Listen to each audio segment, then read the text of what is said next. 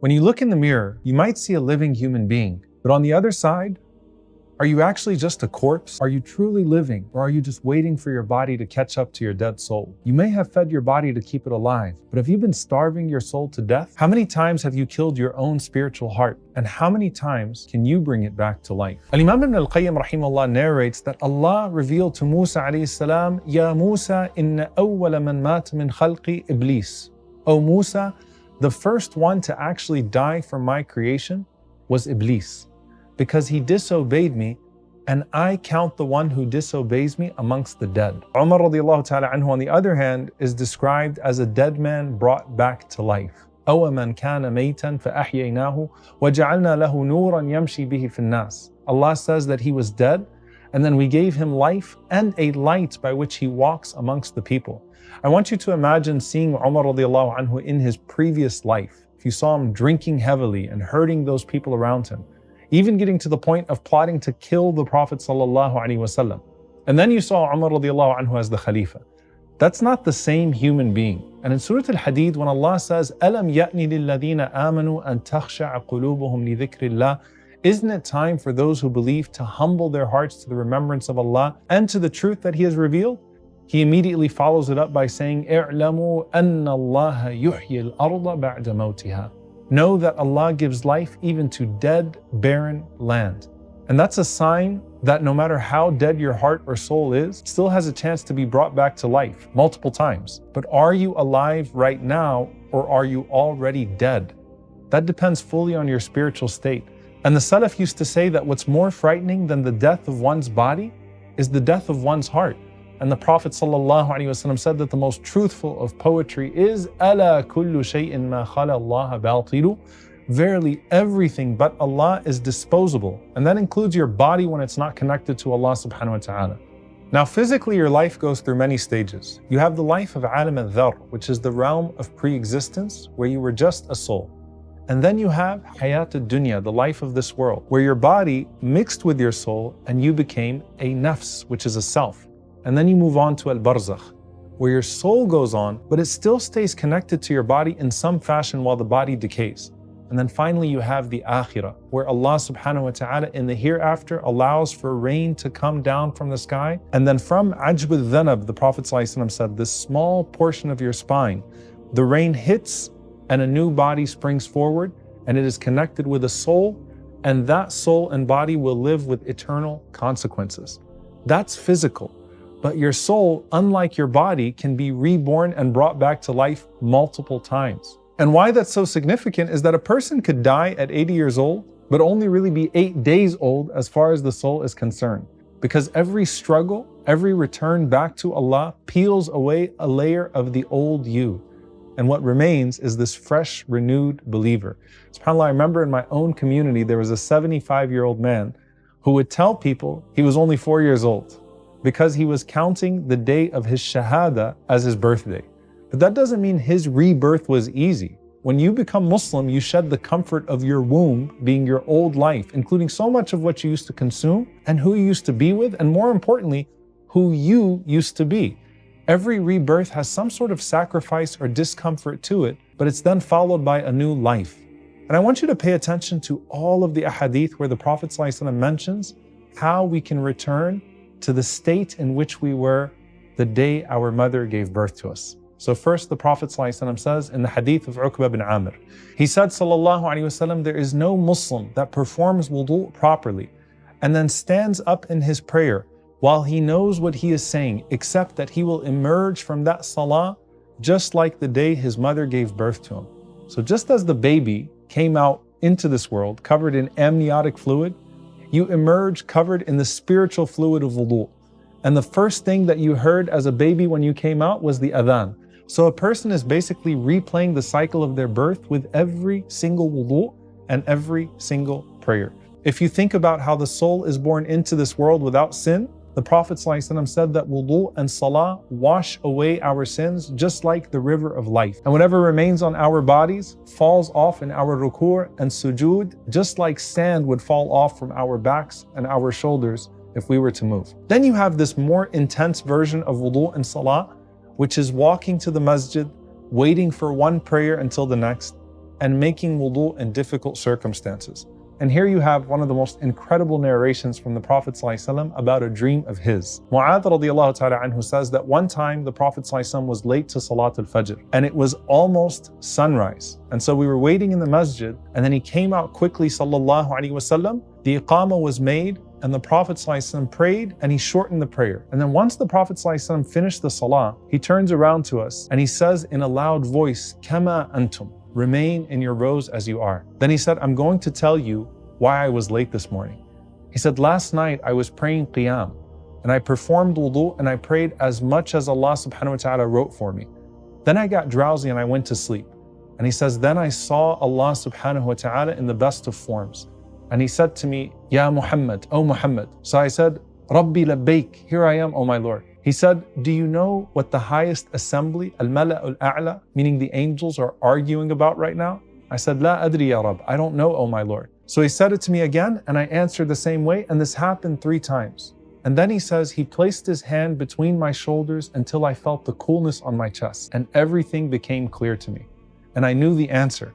So he said, Ya Muhammad. I replied, here I am, O my Lord. He asked, what are they disputing about? I said, they're disputing about what the deeds are that completely expiate one's sins. This is the conversation of the angels in the heavens. So Allah asked me, so what are they? And I said, walking to the congregational prayers, sitting in the masjid after the salah and waiting for the next one, and then performing wudu in difficult circumstances. Whoever does these things, عَاشَ بِخَيْرٍ وَمَاتَ بِخَيْرٍ, will live well and die well. وَكَانَ مِن ذُنُوبِهِ كَيَوْمِ وَلَدَتْهُ أُمُّهُ. He will be purified from his sins like the day his mother gave birth to him. You see, in physical birth, there's struggle, there's pain, and there is waiting. A mother carries a baby to term until 9 months, and a soul, likewise, is carrying its sins until it delivers them to the forgiveness of Allah subhanahu wa ta'ala. Then that soul is born again. And what's the greatest masjid and greatest place to do salah in? Mecca. And that's why the Prophet ﷺ said, whoever performs Hajj to this Kaaba and avoids intimacy and avoids sinfulness and avoids arguing will come out from that Hajj just like the day that their mother gave birth to them. And subhanAllah, what I want you to think about is how everything about Hajj mirrors your birth. You stand on Arafah, which is the same place your soul was before you got here, and you renew your covenant with Allah subhanahu wa ta'ala. Then you go to Muzdalifah, which is the holding place of the souls.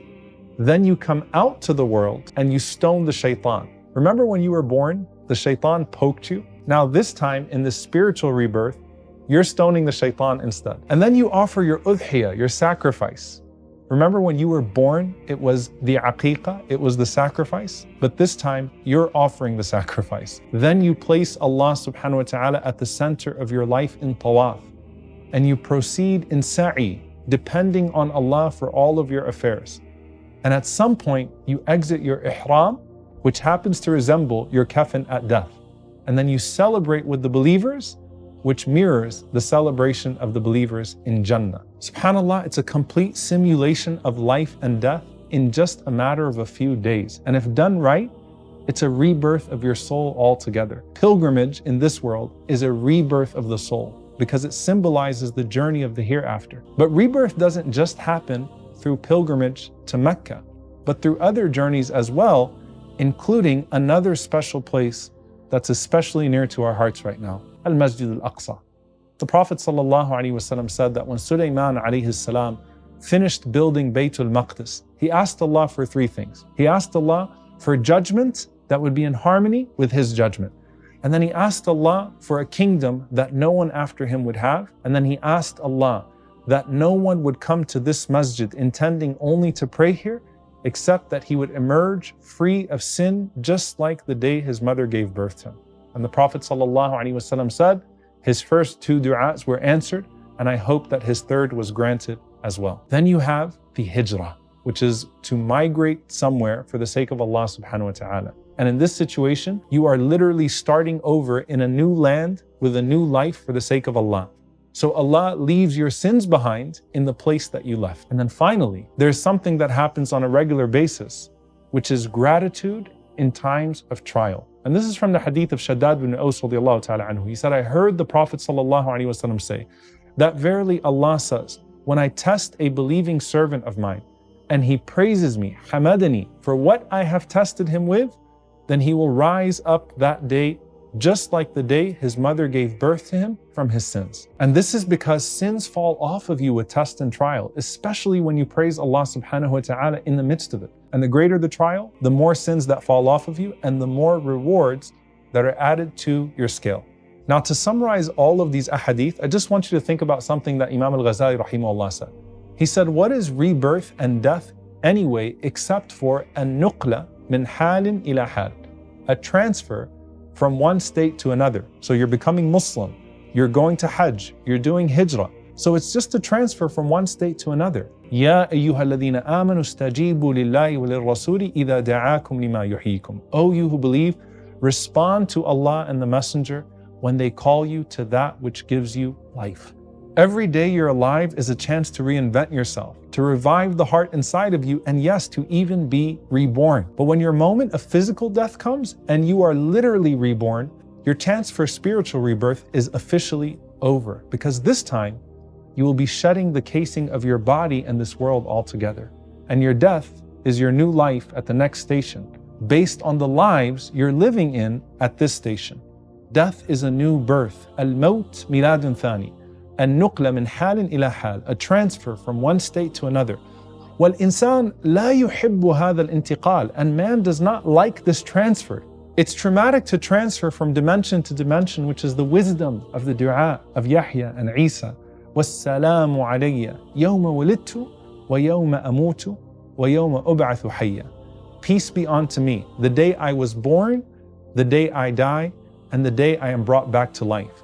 Because it's in those transitions that you feel the greatest squeeze. Now think about a baby who has gestational diabetes or is exceptionally large and how it comes into this world. And think of a soul that is inflated with ego and sin. You want to transfer into that realm, not weighing too much in terms of sin. And as Imam al-Ghazali rahimahullah says, in the beginning, you hate to transfer just like the baby hates coming into this world because it feels like it's been taken away from the comfort of the womb and the sustenance that it was receiving. But then, if comfortable, the baby grows up to love this world and would never want to return to the womb or go to the grave.